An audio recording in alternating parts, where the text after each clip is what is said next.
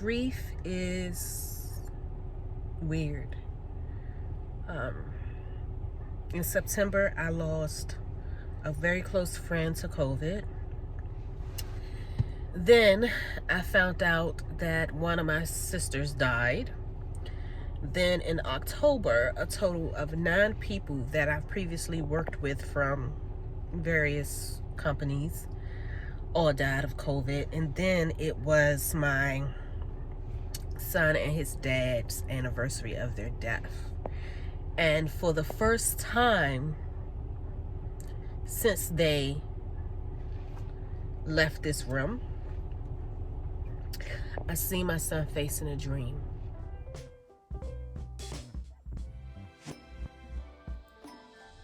So I've lost 2 siblings, my brother Troy and my sister Claire. And out of all of my siblings on both parents' side, the 3 of us were the only ones that looked alike. Like, all of us was different ages. I think my brother Troy was born in like the late 60s. My sister Claire was born in the 70s, and I'm the 80s. Like, we all were different ages, but we looked like triplets. One of the weirdest feelings to try to explain is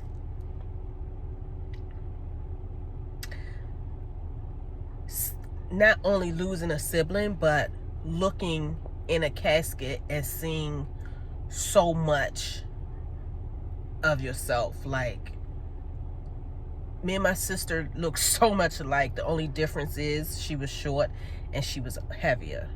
Other than that, same freaking face.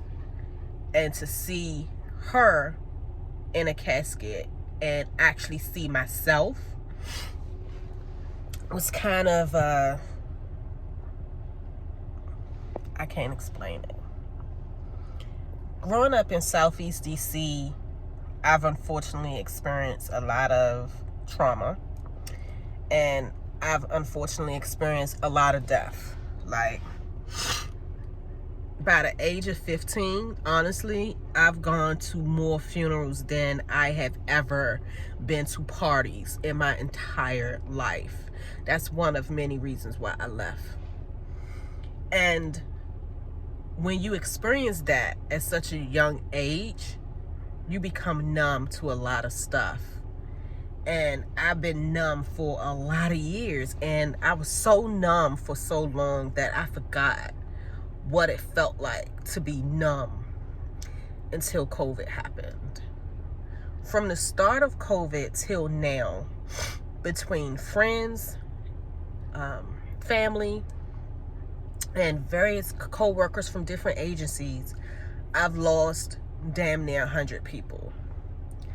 And I think the reason why a lot of people don't take COVID seriously, or they just have an idea that, oh, people are dying because they're not being safe, where some of the people that has died have had safer precautions than most of us.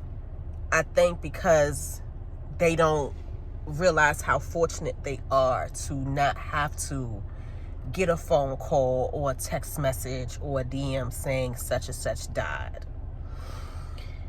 And it's taken a toll on me. And last night, I had a dream about my son. And this is the first time I had a dream about him in years. And over the years, whenever an image of him came to me while I was sleeping, it would be an image of his body and an image of the last thing he wore.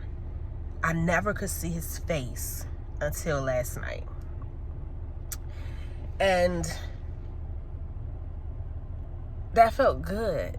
But then it was weird, because the person who was holding him wasn't his dad. It was my sister.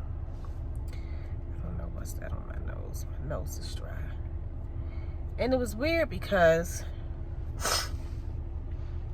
my family dynamic is very toxic. And when it comes to my siblings on my dad's side, our relationship is worse than the siblings on my mom's side. And so to see her holding and cuddling him and protecting him, I don't know, it made me feel, it just made me feel. I think it was weird seeing her in my sleep because my family dynamic is trash. My dynamic with all of my siblings except my little brother is trash. The reason why me and my little brother relationship is great, unlike the rest of them, is because me and my little brother get treated the same, like trash. So we tend to be there for each other. So my family dynamic is just so toxic and tragic that marrying into a family that's actually a family was a transition that I wasn't ready for. And because it was so uncomfortable, at one time I wasn't sure I wanted it, because it was so hard. Like, my wife and I have been married for 7 years, and it's still weird to have her family interacting with me as a family. So knowing that my relationship with my siblings is so bad, to wake up feeling heavy, like, maybe I need to fix this relationship with them, that's weird. Like, that feels weird. So, quick story time. So, my dad was married when he met my mom. His first wife had a lot of demons, and he chose to use her demons as an excuse to meet somebody else. And the somebody else that he met was my mom. So my mom and my dad was dating for like a year. They got pregnant with me. And then my mom ran into somebody my dad knew, and they told my mom that my dad was married.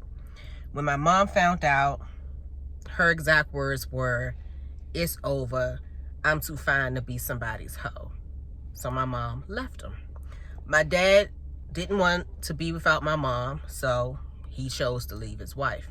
As the result, my dad's family has always treated me as if, no disrespect to my mom, I was nothing more than just a side chick baby.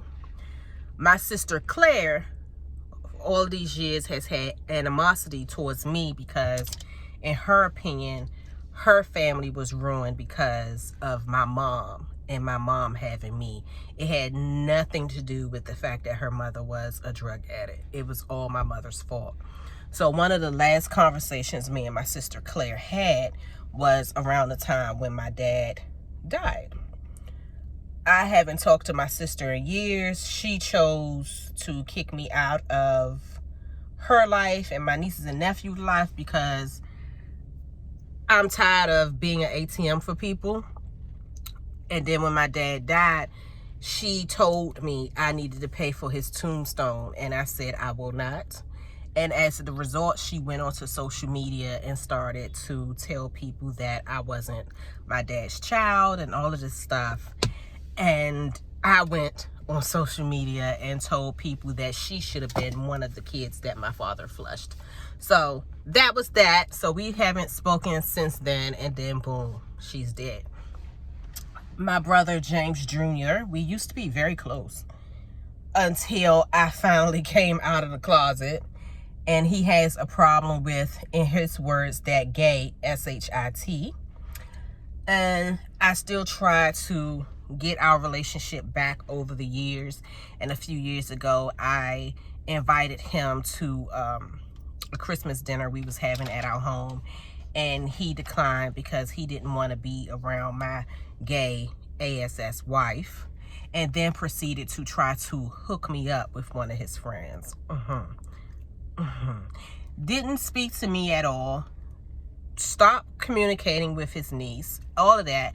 But then chose to randomly contact me one day when his daughter was having a baby. Because he expected me to buy stuff for her baby shower. So that's that.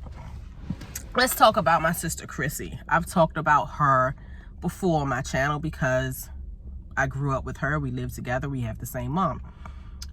I don't know what her issue is with me. I don't know why she hates me like she do, but I've never been talked about, lied on, and dragged by anybody in a manner that I have been by my sister. A lot of people, family, feel like, yeah, she was talking about you. Yeah, she was lying on you, but it's just words. It's no big deal. Yes, it's just words, but what nobody understands is words hurt. And after the lies are told, the pain from those lies is still there. My sister has told people everything from,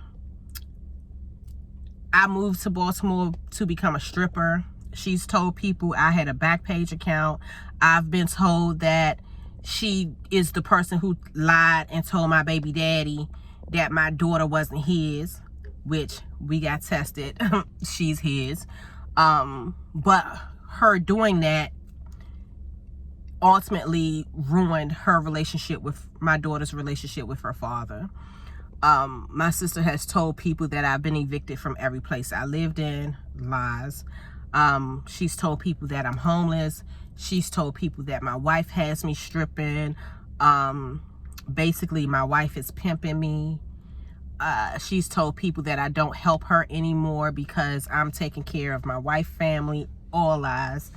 And the last straw for me was her baby daddy, well, her boyfriend, wife.